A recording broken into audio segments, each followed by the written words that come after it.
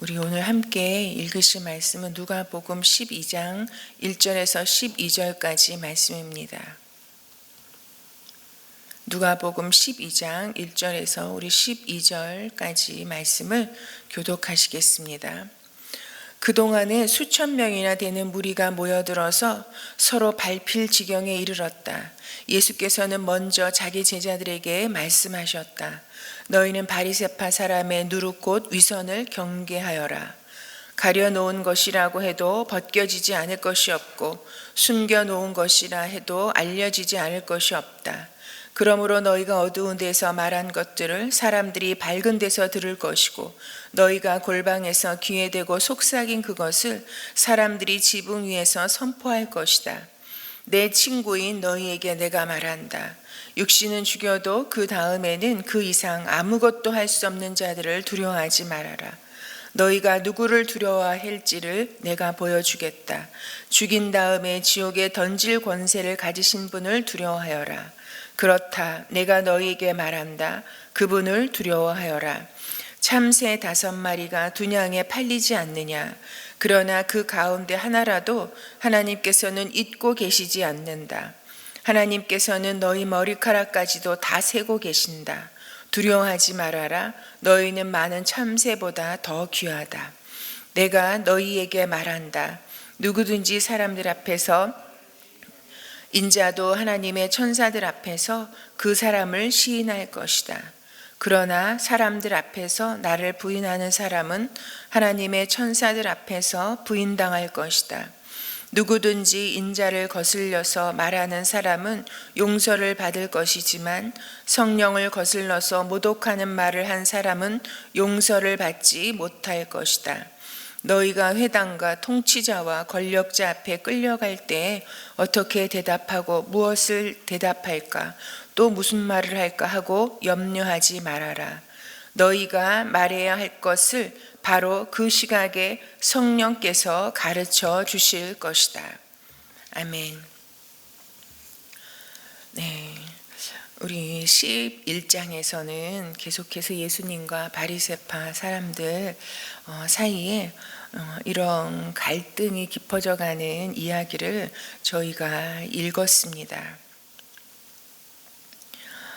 이런 바리새파 사람들이 참으로 하나님께서 하나님을 잘 믿으라고 주신 이런 율법은 하나님을 잘 어떻게 하면 잘 섬길 수 있는지 그것을 위해서 주신 것인데 오히려 이 바리새파 사람들은 사람에게 대접받고 잘 보이려고 율법으로 자신을 치장하고 율법의 세심한 항목까지 그렇게 신경을 쓰면서 정작 하나님의 정의와 사랑에 대해서는 그 사랑을 실천하는 데 있어서는 소홀히 했던 이런 바리새파 또 율법 학자들에게 예수님께서 너희에게 화가 있을 것이다. 이렇게 강력하게 그들을 향해서 죄를 지적하고 무섭게 말씀하셨죠. 그러자 이 바리새파 사람들과 율법 학자들은 이런 말씀에 보면은 잔뜩 화가 나서 앙심을 품고 이제 여러 가지 물음으로 예수님을 몰아붙이려고 했고 그리고 예수님의 입에서 나오는 말을 통해서 트집을 잡으려고 했다라고 이렇게 말하고 있습니다. 점점 이제 이 바리새파 사람들이 예수님을 어떻게 하면 올가맬 수 있을까 하는 이런 상황에 그런 동안에 놀라운 것은 수천 명이나 되는 무리가 모여들어서 서로 밟힐 지경이 됐다라고 예수님을 향해서 각처에서 사람들이 모여들어서 수천 명의 무리가 되었다라고 말합니다. 그런데 개역개정에는요 수만 명의 무리가 모여들었다고 그렇게 기록하고 있습니다. 여러분 당시에 수천 명이 모여들었다 하면 어떤 상황이 됐겠습니까? 그래서 서로 밟힐 지경이 됐다라고 그런 지경이 됐다라고 말하고 있습니다. 여러분 그런 광경을 보았던 예수님 옆에 있었던 제자들은 어떤 마음이었을까요?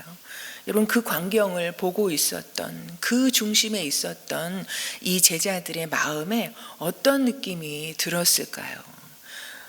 여러분 수천 명의 무리가, 수만 명의 무리가 서로 밟힐 지경이 돼서 예수님을 보려고 예수님 앞으로 이렇게 모여오는 모습을 보았을 때 여러분, 저 같으면 나도 뭔가 된 것 같은 그런 우쭐한 마음이 들었을 것 같아요. 우리 드디어 이제 우리 예수님이 이 대권을 잡으시는구나 하는 마음이 들면서 막 흥분이 되고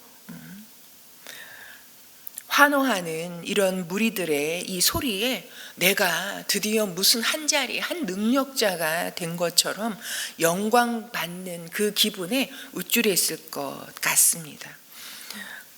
그런데 그때 예수님께서는 먼저 자기 제자들에게 말씀하셨다라고 이렇게 말하고 있습니다.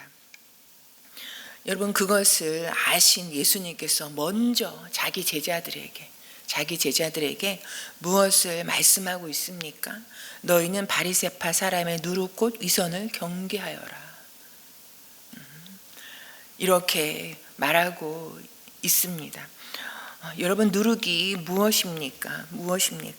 사실은 보면 아무것도 아닌데, 아무것도 없는데 부풀게 하고, 그래서 뭔가 있는 것처럼 보이게 하는 것 아니겠습니까? 여러분, 누룩이 좋게 쓰이면 좋지만 나쁘게 쓰이면 이것은 없애야 할 것을 우리에게 말씀하고 있습니다. 여러분, 위선이나 이 개역개정에는 외식이라고 말씀하고 있는데 이것이 무엇입니까? 남에게 보이기 위해서 나를 과장되게 부풀리고 꾸미는 것, 그리고 겉과 속이 다른 것. 여러분, 이런 모습을 우리에게 말씀해 주고 있습니다. 그러면서 2절에서 주님은 계속해서 말씀하시죠. 감춘다고 모르겠느냐? 감추인 것 같아도 다 드러나게 된다라는 것입니다. 꾸미고 포장한 것 다 온천하에 드러나게 될 것이라고.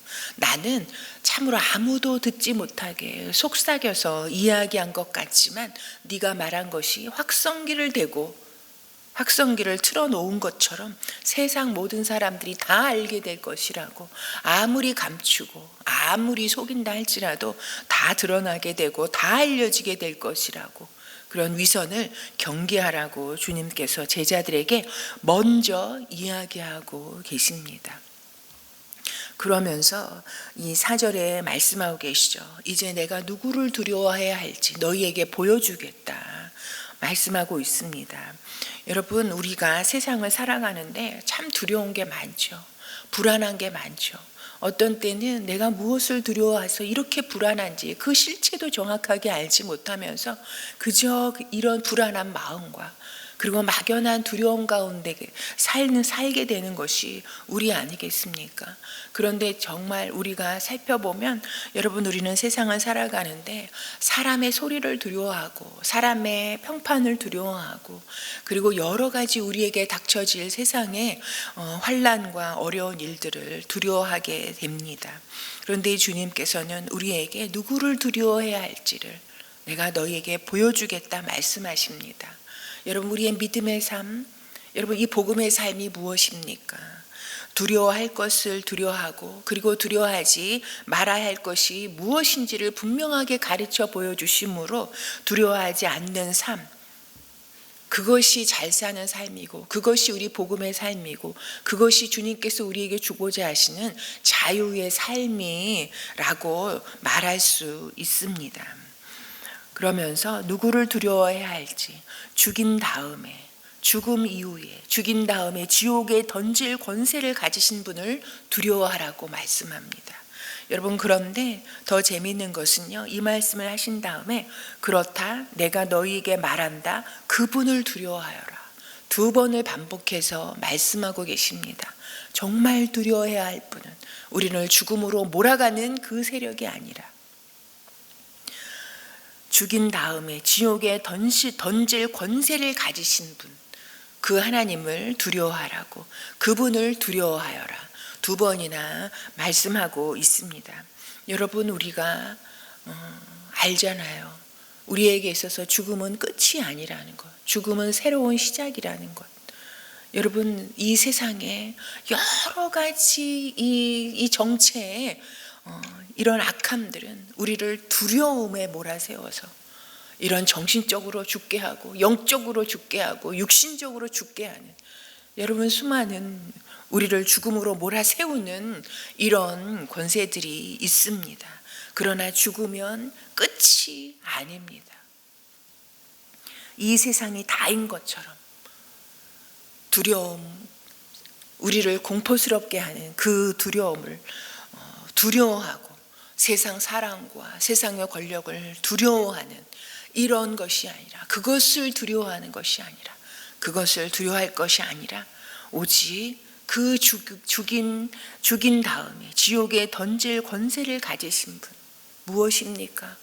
여러분 이 삶과 죽음을 통치하시고 주관하시는 분 그리고 죽음 이후에 그 세상까지도 통치하시는 그 하나님을 두려워하라고 말씀하고 있는 것입니다.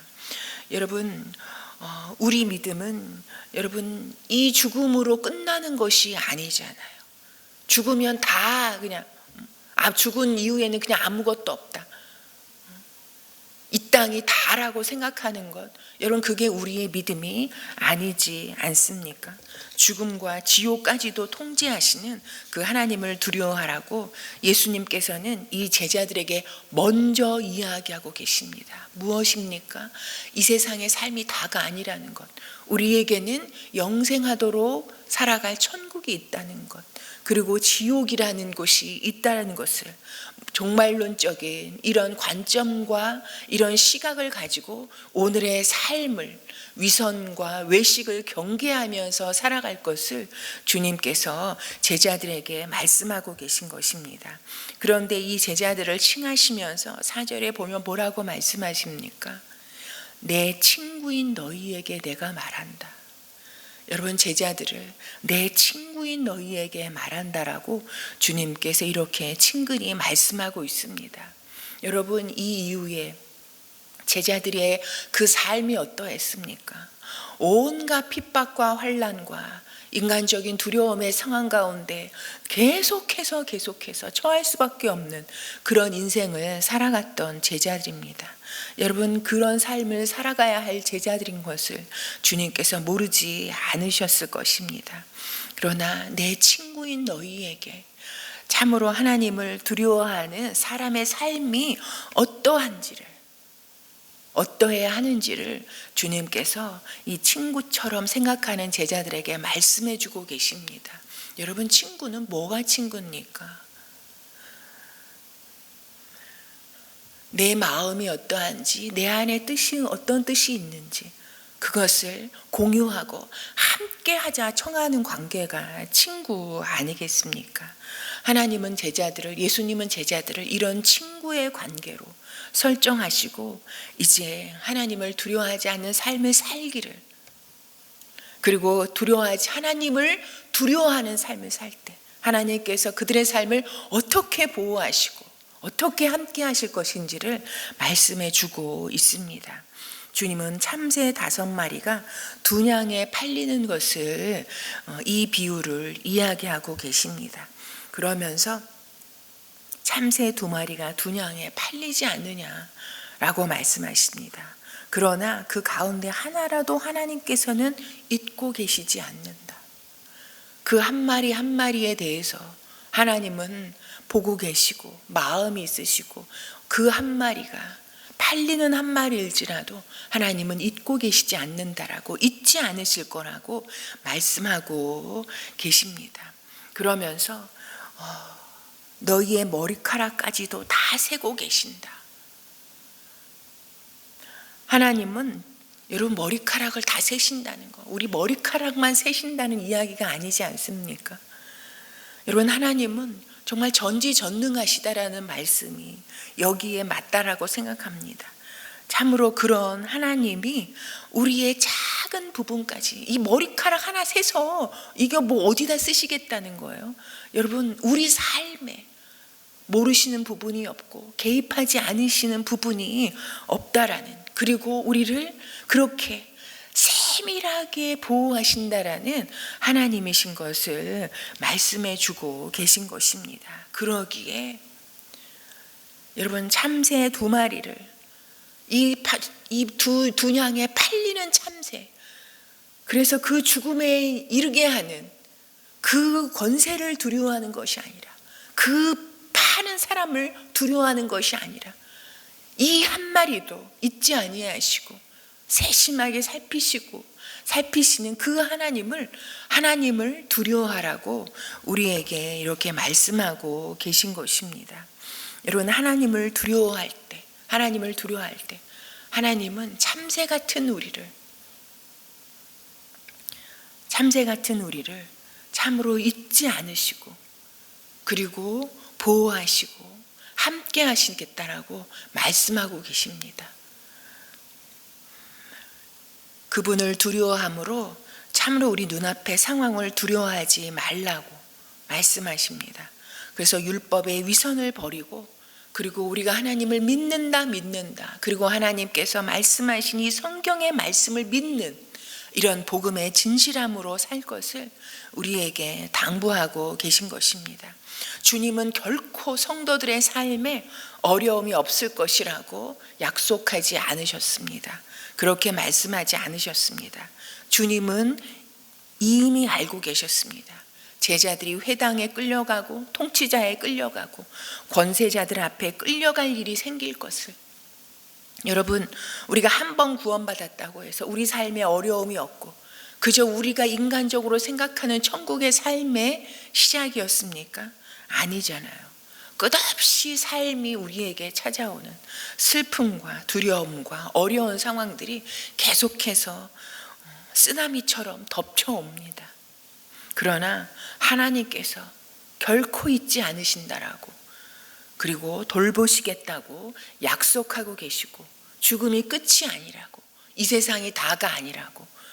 그래서 우리의 믿는 믿음은 여러분, 이 생에서의 그 자랑만을 믿고 살아가는 것이 아니라는 것을, 우리에게는 영원한 생명이 담보되어 있는 것이 오늘 우리의 삶이라고, 그것을 바라보라고. 그래서 우리의 시선을 그저 눈앞에 두려워할 상황에 두지 아니하고 진정 우리가 두려워해야 할 하나님을 바라보는, 그리고 우리가 가야 할 천국의 삶이 어떠한지, 모습이 어떠한지 그것을 바라보며 살 것을 우리에게 말씀하고 있습니다. 그러기에 어떤 상황 속에서도 사람을 두려워하지 않고 주님을 시인하면 주님께서도 하나님의 천사들 앞에서 우리를 시인할 것이라고 말씀하고 계십니다. 그것이 무엇입니까? 우리를 그토록 하나님의 나라에서 영광스러운 자리에 우리를 세워주시겠다라는 그런 약속이 아니겠습니까? 그리고 또한 너희가 무슨 말을 해야 될까, 어떻게 해야 될까, 그런 상황 가운데 하나님을 두려워하는 자는 그 시각에 성령님께서 할 말을 우리에게 가르쳐 주시겠다라고 말씀하고 있습니다. 이것은 무엇입니까? 성령님께서 우리의 모든 생각의 그 순간에도 함께 하시겠다라는, 내가 너희와 세상 끝날까지 함께 하시겠다라는 그 약속이 성령을 통해서 이렇게 성취될 것을 우리에게 말씀하고 있습니다. 여러분, 오늘 하루의 삶에 있어서도 사람을 만나는 것이 두려운 분도 있으실 겁니다. 내가 맞닥뜨려야 할 상황에 이걸 어떻게 해야 하나, 불안하고 두려운 삶이 우리를 기다리고 있을지도 모릅니다.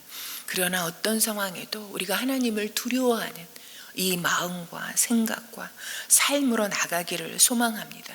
그리고 우리의 시선이 죽음으로 우리를 계속해서 몰아넣는, 거기에 시선이 머물러 있지 아니하고 죽음 너머에, 죽음까지도 통치하시는 천국의 주인이신 하나님께 시선이 맞추어져 있으므로 우리가 하나님을 두려워하는 삶으로 나가기를 소망합니다. 그리고 어떤 상황에서도 우리를 약속하신 하나님, 돌보시고 우리와 함께 하시겠다라는 그 하나님을 신뢰하고 의지함으로 오늘 하루도 하나님과 함께 넉넉하게 승리해 나가는 우리의 삶이 되기를 소망합니다. 우리 오늘 기도하실 때는요, 우리 이 코로나가 확진되어서 이제 있는 가정들을 위해서 기도해 주시면 좋겠습니다.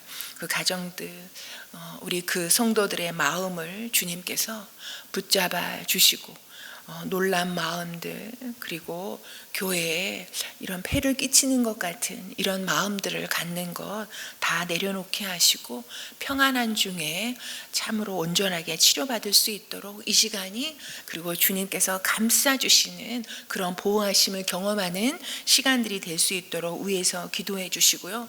오늘은 또 국가와 선교사를 위해서 기도하는 날인데, 여러분 지금 이 나라에서 가장 첫 번째 기도해야 될 게 우리 대선을 위해서 기도해야 되는 게 아니겠습니까? 참으로 그래도 누가 더 그래도 하나님을 두려워하는지, 역사와 국민을 두려워하는지 우리가 잘 분별하고 투표할 수 있도록 우리 대선을 위해서 기도해 주시고요. 오늘 선교사님들을 위해서 기도하는데, 특별히 우리 아북한 기여자들이 우리 용인 이 근방에 정착한 그 가정들이 잘 적응할 수 있도록, 그리고 그 가정들을 돕는 선교사님들이 성령이 충만하시고 성령의 지혜로 그 가정들을 잘 도우실 수 있도록 위해서 우리 선교사님들을 위해서 기도하시고, 가지고 나오신 기도 제목 올려드리고 돌아가시겠습니다.